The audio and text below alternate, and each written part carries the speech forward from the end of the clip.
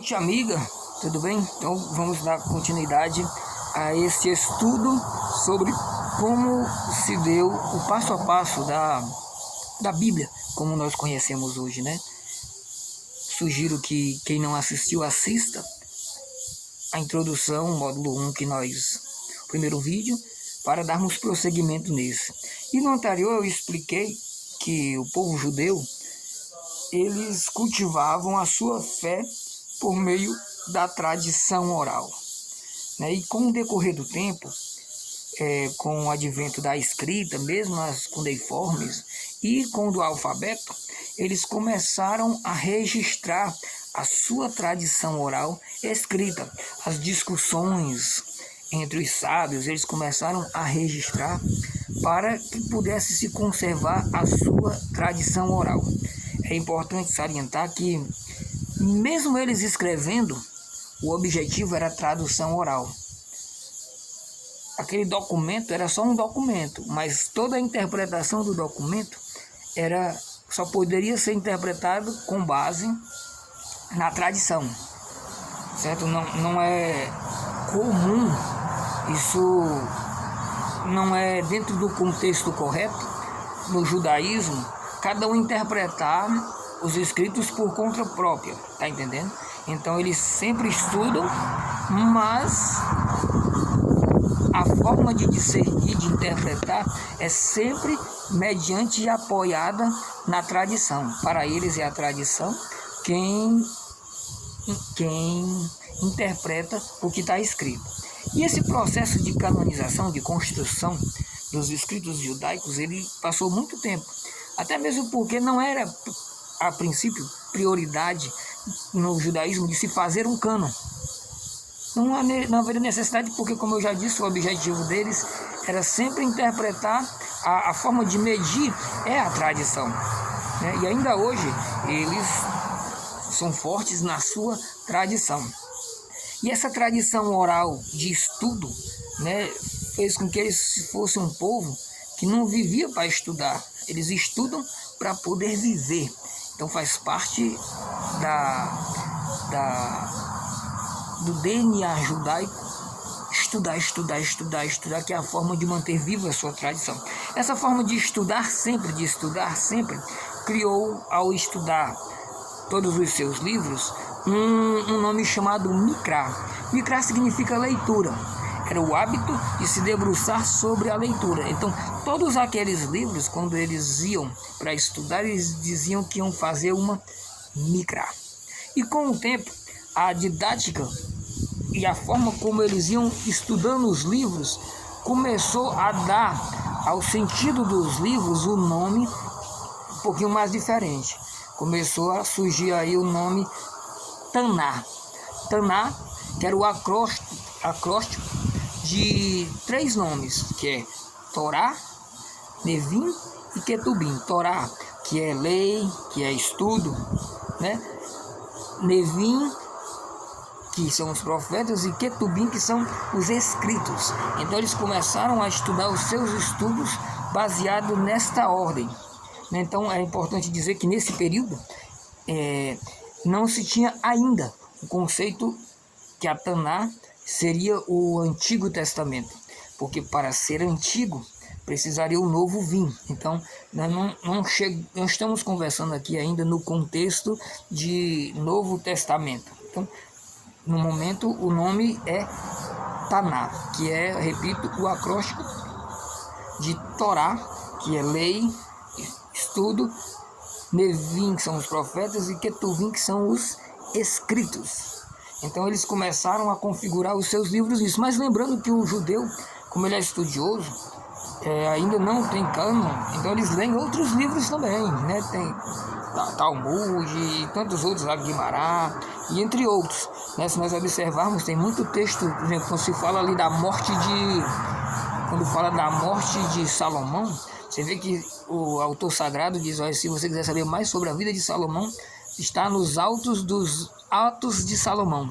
Ou seja, é um livro chamado Atos de Salomão, que eu e você não conhecemos, mas que também faz parte da tradição oral desse povo.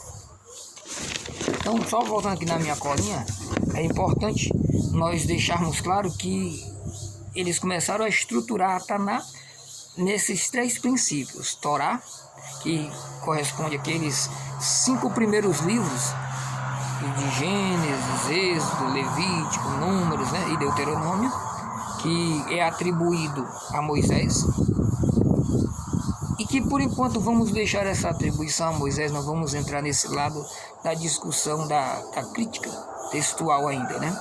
Mas a Torá representa esse Pentateuco, quinta de 5, né? 5 livros. E como eu disse, também os livros proféticos, que falam da vida dos profetas, e os escritos. Ocorre que, preste atenção nessa data, eu vou até puxar aqui, ó. Ano 382. Desculpa, 300 a 200 anos antes de Cristo. Então nós estamos aqui na data, anota aí, 300 a 200 anos antes de Cristo. Acontece que nessa data, olha, antes de Cristo, repita comigo. Então nós não estamos falando ainda da igreja, nós estamos falando antes de Cristo. Existia um rei chamado Ptolomeu II, e estava sobre a sua posse ali no Egito a biblioteca de Alexandria. Essa biblioteca, ela tinha todos os livros do mundo todo escritos em grego. Só não tinha os escritos dos judeus, que é a Taná. Então ele solicitou que os judeus traduzissem os seus livros, a Taná, traduzissem os seus livros do hebraico para o grego, para que essa tradução grega estivesse disponível a todos os que falavam língua grega, né? E que todos pudessem ter acesso.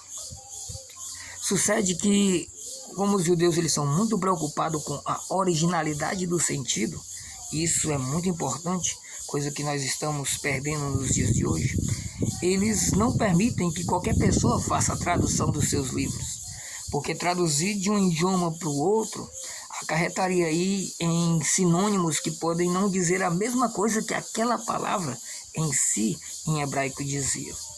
Então, está na história, reuniu-se os mais intelectualizados, os melhores escribas, as pessoas mais sábias do povo judeu, e esses que estavam preocupados em traduzir fielmente a sua Taná hebraica para a grega, eles fizeram a tradução. Essa tradução, ela está conhecida na história, e aí você pode pesquisar, de Septuaginta. Anotou? Septuaginta. Por que é Septuaginta? Porque foram, conta a história, 70 sábios, na verdade foram um pouco mais, mas foram os sábios, conta-se 70 sábios, que traduziram o original do hebraico para o grego. Então, lembrando só, para deixar claro, que essa Septuaginta, ela não é a tradução da Bíblia, ela é a tradução da Taná, o Antigo Testamento. Então, o que é que ocorre com isso? Ocorre que, historicamente, existem 2 Antigos Testamentos. Existe a Taná, no Antigo Testamento, em hebraico, e existe agora a Septuaginta em grego. E todos os 2 são originais, certo? Um em hebraico e o outro com a Septuaginta em grego. E essa em grego, ela serviu muito para os gregos que moravam fora de Israel, fora da Palestina, fora daquela região, os que moravam nas cidades que falavam grego. Então ela também serviu de suporte, e eles davam muito crédito à Septuaginta, porque não foi qualquer um que traduziu, foram os próprios seus sábios. Então a Septuaginta, a princípio, para os judeus de grande autoridade também, por ser apenas uma tradução de algo que é judaico. E aqui começa algo que, não sei por que hoje em dia é polêmico, mas eu vou colocar agora uma peça no quebra-cabeça para que para você que me assiste não fique mais polêmico. Preste atenção, olha a lupa, dá o zoom no que eu vou dizer. Acabei de dizer que surgiu a Septuaginta 300 a 200 anos antes de Cristo. E essa Septuaginta, ao ser traduzida pelos judeus, ela foi traduzida com 46 livros. Anota aí, a Septuaginta, que é o Antigo Testamento original em grego, ele foi feito pelos sábios judaicos com 46 livros. Sendo que a Taná judaica, mesmo em hebraico, ela só tem 39. Então existem dois originais. Existe um original em hebraico com 39 livros e existe um original que, preste atenção no que eu estou dizendo. E aí qualquer pessoa inteligente vai saber o que eu estou dizendo. Se nós estamos falando de 300 anos antes de Cristo, onde está existindo uma Septuaginta que já tem 46 livros, esses 46 livros não podem ser, como as pessoas dizem hoje, ter sido colocado pela Igreja Católica. Porque se nem Cristo tinha nascido ainda, muito menos a sua igreja. Está entendendo? Então, esses livros que são polêmicos hoje em dia e que você acha que foi a Igreja Católica que colocou, não pode essa informação ser verídica historicamente, porque se nós aplicarmos o método de historicidade, nós vamos olhar que na linha do tempo, muito antes de Jesus nascer, esses livros foram colocados na Septuaginta pelos judeus. Então você está sabendo agora que os livros que tem a menos no protestantismo e que tem a mais na Igreja Católica, não foi a Igreja Católica que botou. Foram os próprios judeus que colocaram na Septuaginta. Uma vez eu estava conversando com um amigo, e ele disse que a Igreja Católica colocou esses 7 livros a mais. E eu perguntei para ele para saber se ele estava me dizendo porque não sabia do assunto ou se ele estava achando que eu não conhecia o assunto. Eu perguntei para ele se ele sabia o que era a Septuaginta. Ele não sabia. Então compreendo porque você está me falando isso. Porque se você souber em que período foi feito a Septuaginta e quais os livros contidos nele, então não faz sentido você atribuir à Igreja Católica colocar esses livros, sendo que os livros nem católicos são. Os livros que a Igreja Católica colocou foram os livros do Novo Testamento, na Vulgata, mas nós vamos chegar lá ainda. Então nós estamos aqui na Septuaginta. Então essa polêmica, para os judeus não era polêmica também. São livros de autoridade, porque foram feitos pelo seu magistrado, Foi feito pelos seus sábios.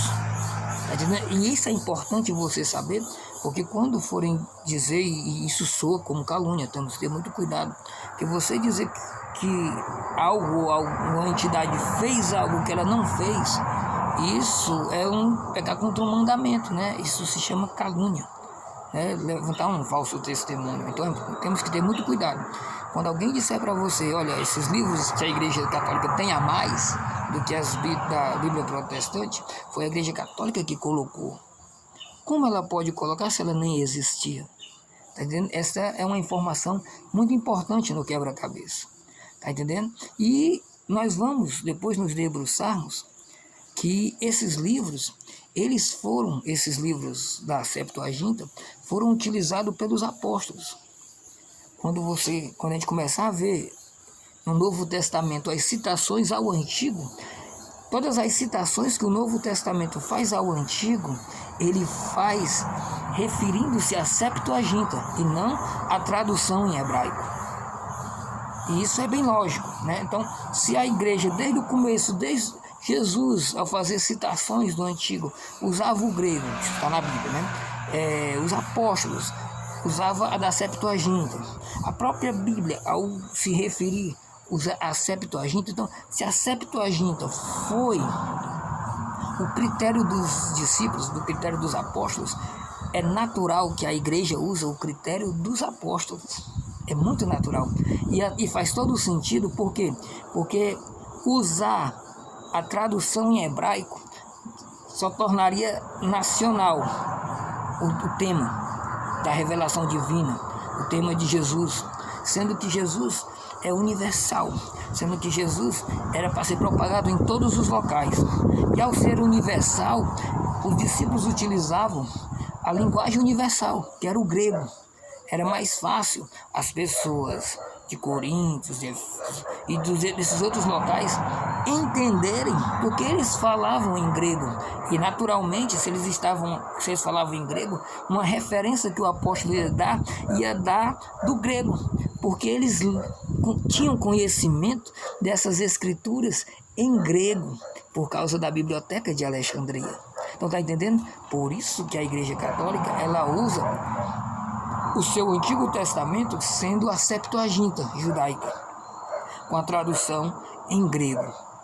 E na próxima, nós vamos destrinchar mais essas questões e vamos mostrar apóstolos, a boca de Jesus e livros, dando referências na íntegra dos livros que estão na Septuaginta, desses livros que não estão na Bíblia protestante. Então, quando o protestante ele começa a entender que as citações não estão na tradução hebraica, e sim na tradução grega, os próprios apóstolos, Jesus e a Bíblia é direcionada ao grego, então faz todo o sentido ter esses livros, porque esses livros são mencionados. E nós vamos ver essas menções, e muito interessante, para que também fique claro, nós vamos depois fazer um vídeo aqui falando das teses de Calvino. E Calvino utilizava o livro de sabedoria, usava Baruch. Quem conhece as teses de Calvino, sabe que Calvino utilizava esses livros. Por quê? Porque esses livros, mesmo surgindo